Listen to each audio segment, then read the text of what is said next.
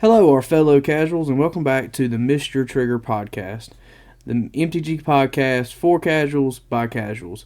I'm your host, Steven, and again, for episode 4, I'm by myself tonight, but we have a little bit to talk about. If you haven't already liked us, please go to Facebook at Mr. Trigger and like us on Facebook, as well as check us out and send us an email at mytcast@gmail.com. Tonight we have a little bit of a break. As you may or may not know, the last 2 episodes we've dove into the Casuals Toolkit to help you become a better casual player and overall a better human.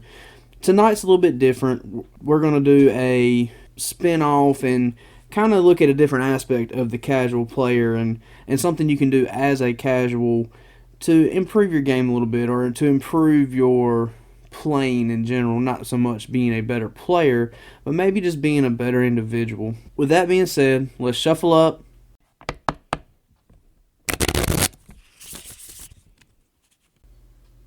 and get into our main topic. So tonight's main topic is one that is near and dear to my heart, and we're talking about the local game stores. And tonight's segment, we're going to call it the Local Game Store Pep Talk, or for short, LGS Pep Talk.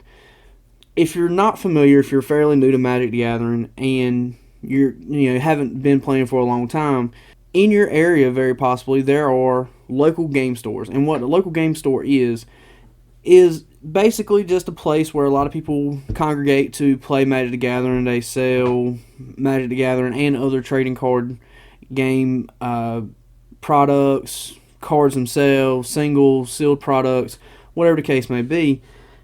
And that's basically what a local game store is. I'm fortunate enough to have one here pretty much in my hometown in Greenville, North Carolina, by the name of Blue Ox Games. If you're anywhere conceivably close to the Greenville, North Carolina area, please go check them out.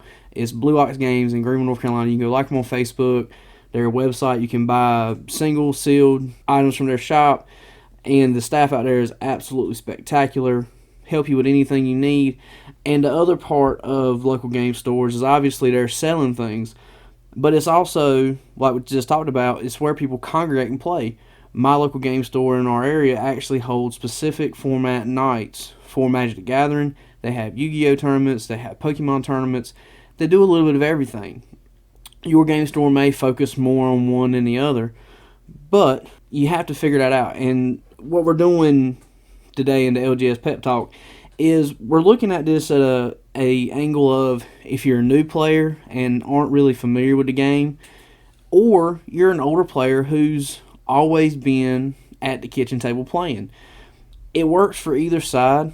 You can be that new player wanting to get out, meet people who play the game, who share the same interests as you, or you can be that quote-unquote veteran player that has played at the kitchen table with his or her own particular play group for years and just never ventured out to that local game store because of anxiety or just not having an interest in it. That's what we're here for tonight. We're here to pep you up, get you into your local game store, and go have a good time in a different environment. On the show, one of our main things is we want your play group and you yourself as a player to be a fun environment.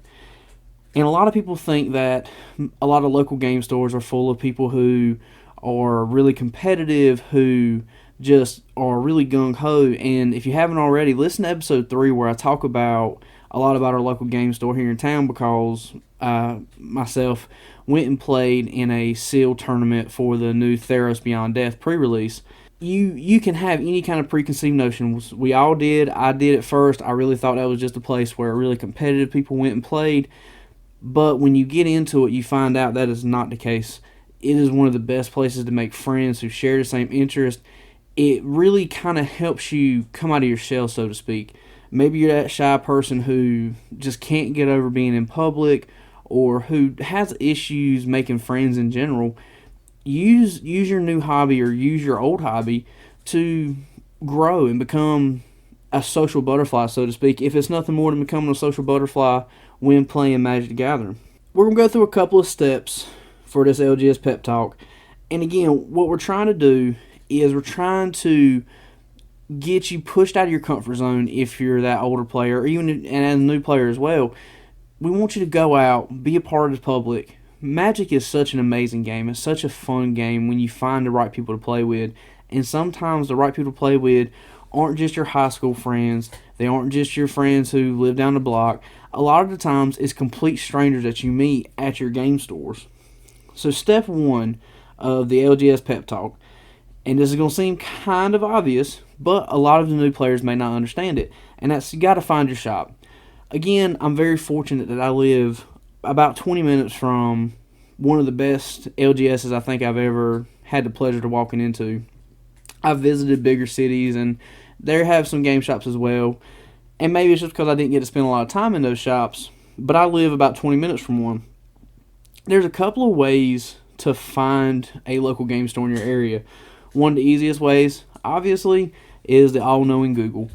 Go online, look up Magic the Gathering shops, hobby shops. Matter of fact, I think the way I kind of stumbled across Blue Ox was I was searching hobby shops for a hobby that I had at the time. I think it was had to deal with soldering and things of that nature. I was just looking somewhere to buy wire and solder and things like that. And when I googled hobby shop, Blue Ox came up.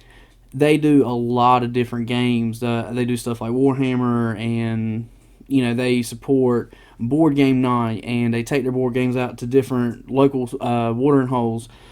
It's just an amazing place. But that was how I found it originally. It was worded as a hobby shop online.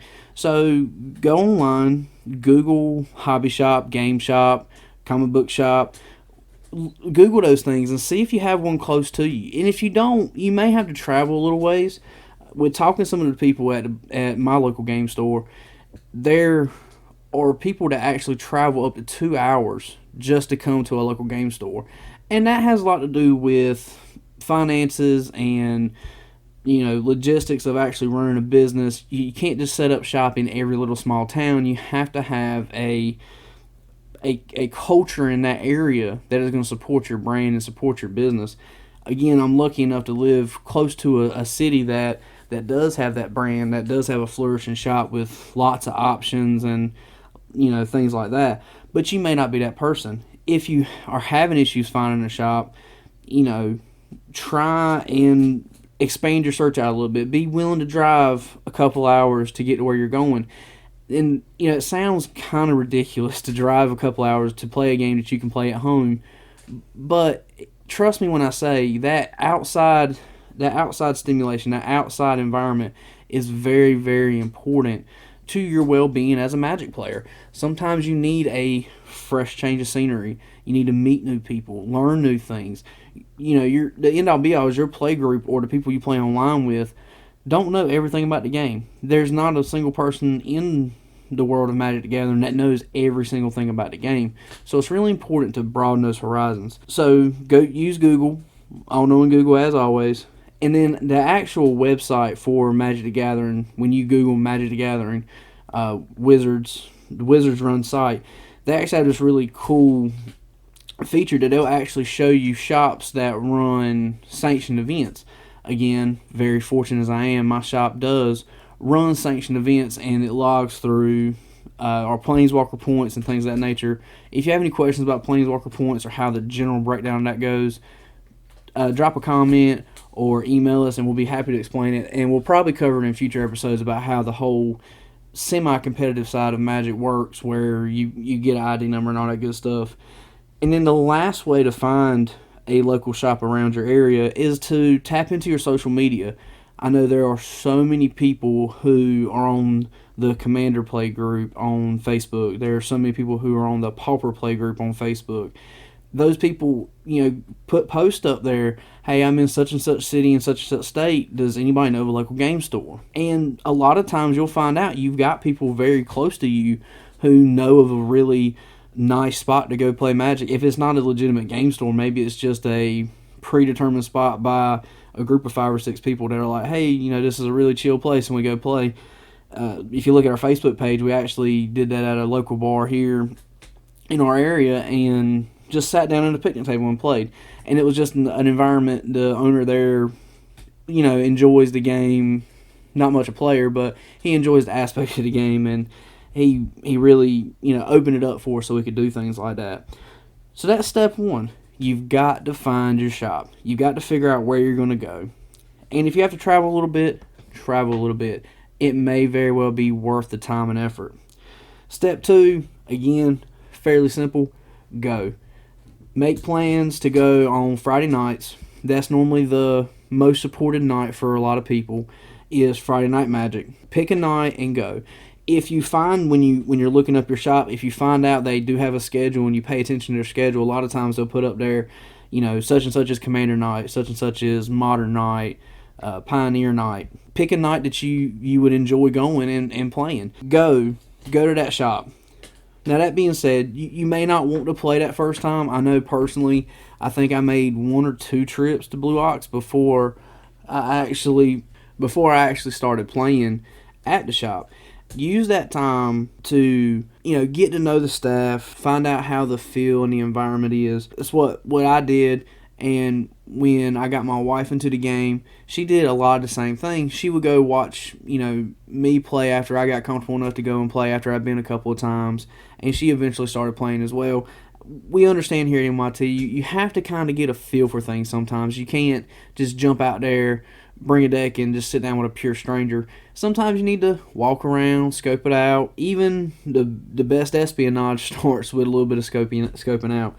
But you still have to go meet the staff there, talk to the owner if you have one as cool as we do, and really just figure out what's going on with the location. Is it a small shop? Is it a large shop? Do they run sanctioned events through Wizards? Find out whatever you can, but you have to physically go to these places most of the time. And if they didn't post their stuff online or you couldn't find their stuff online, find out what their play schedule is.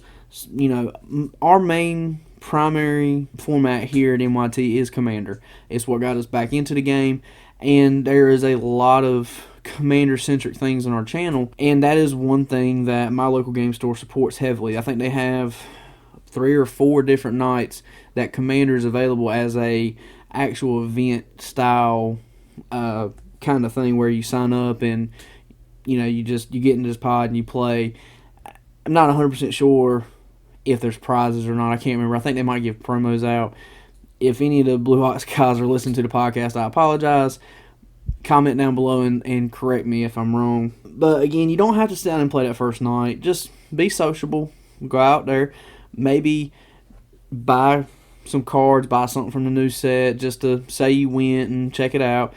And start deciding whether or not this is a place that you wouldn't mind sitting down and playing. So once you have that feel, you can go on to step 3 of, integrating your play style into your local game store, is to actually play. When you make this decision, pay attention to this kind of schedule they have, if they have a schedule. If not, in a couple of those first visits, pay attention to what formats they're playing. If you're a new player, don't be scared to kind of sit kind of adjacent to these people. I know sometimes that can be intimidating, especially when people are in the zone playing, but ask politely or ask somebody else working there, hey, what format are they playing? Just curious.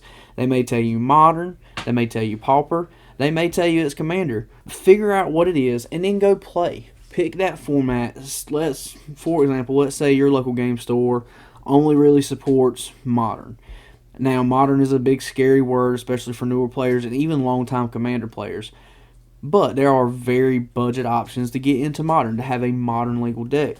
Look up a couple of budget decks online. There's a vast resource for that kind of thing.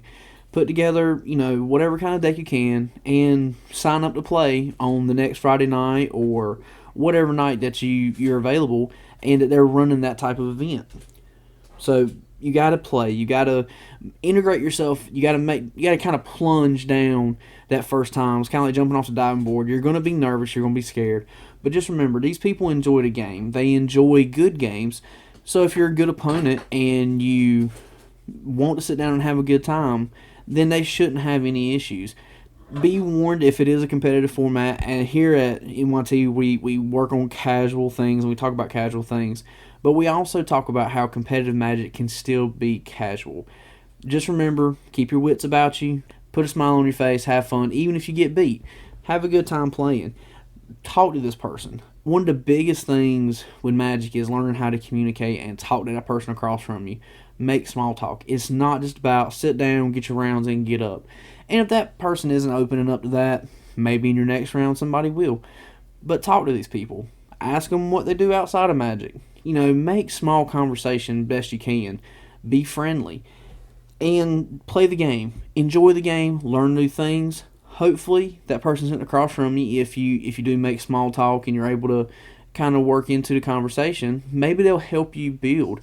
If you're not playing something in a particular meta, or you're playing a quote unquote janky deck, whatever deck you're playing, it's like, oh, it's just a little budget deck I looked up and found, and they may have information for you to tell you. You just have to open up to these people. You have to sit across from them, be sociable, be friendly, put that smile on, and play the game. Now, personally, when we come to the play section for our newer players, I would definitely either let someone at the LGS know that you're a fairly newer player, or when you sit down to play, be like, hey, just bear with me.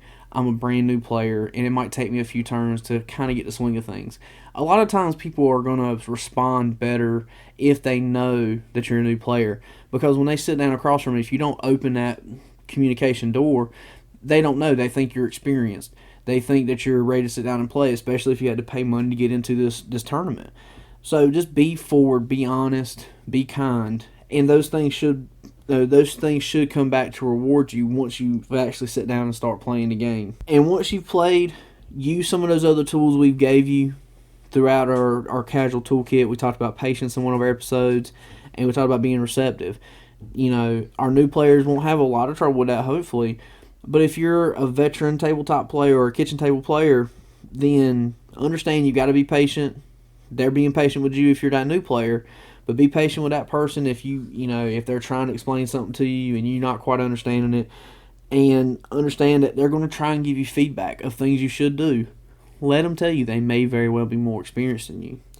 So now you've gone to your local game store, you went and found it, you've scoped it out, and you feel pretty comfortable. You've entered your first tournament and you've played. You have done something that a lot of people feel too uncomfortable to do. It's one of those comfort zone things that's kind of hard for you to do. A lot of people there's a stigma with card games and, nerdy things, so to speak. People get scared about doing things like that in public. You may not be that individual, but I know being in the public eye, sometimes it's kind of like, yeah, you don't want to know what kind of hobby I have. It's weird, And if you feel that way, it's okay. But just know the more you play the game, the more you get out in the public, the more you understand that it's fun. And when I've found myself finding more and more people who are like, oh yeah, I know exactly what that is. I used to play when I was in high school. Right there, I've opened up a possibility of another player getting back into the game, being able to sit down with me, play games, sitting down with our play group, maybe becoming another part of our play group. That's how we do it, is we go out, we meet new people, we play the game in public, and then we come around and we share it. And when I say share, I mean share your experience. Make sure to rate that shop on their website. Make sure if they have a social media page, go on like their social media page, and thank everybody for letting you have a good time when you went out. Share your experience. Don't just say thanks and bye and leave it at that. Share their page. Make sure to put their word out. Word of mouth I guess is what I'm trying to get out. Talk to other friends who play. Talk to your play group. This is something that my play group was actually able to do at one point. We used to meet at each other friend's house. We do, little cookings and things like that to be able to have a good time. And eventually one of us were like, hey, we have this really awesome this really awesome LGS in our area. Why don't we go sit down and play Commander there? And we all just kind of looked at you like, sure. And it ended up being a really fun time, and it was something we were really glad we did because we were around people that had the same interests as us. If we had a question about something, I remember a particular player at the Blue Ox that night actually helped us work through a rotation of how the rulings worked during that game. And those are the type of things you can't get at the house. It's a lot different when you have to Google the rulings or you have to go and look everything up, and it's just between you and your play group. It helps sometimes having that outside voice, and the only way to do that is to get out and do those things. So share it with your play group, share it with your friends that play Magic, and get that local game store's attendance up if it's low. Now, if you have a really large game store, and some of the things I've talked about may not apply to you, when you go to a bigger city, maybe that play store is so large that all they can do is sign you in and you sit down across from an opponent. And maybe it's one of those things that you just still share your experiences. If it was a good experience, get people to come with you. If it was a bad experience, work on it.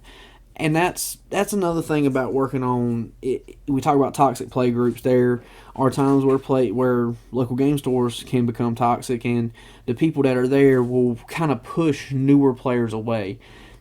We've talked about that in previous podcasts as well. Go back and listen and see how you can really handle that situation. So after sharing your experience and sharing that LGS and sharing that page and everything, and you really feel comfortable and you really enjoy yourself, the last and final step of the LGS Pep Talk is to keep going.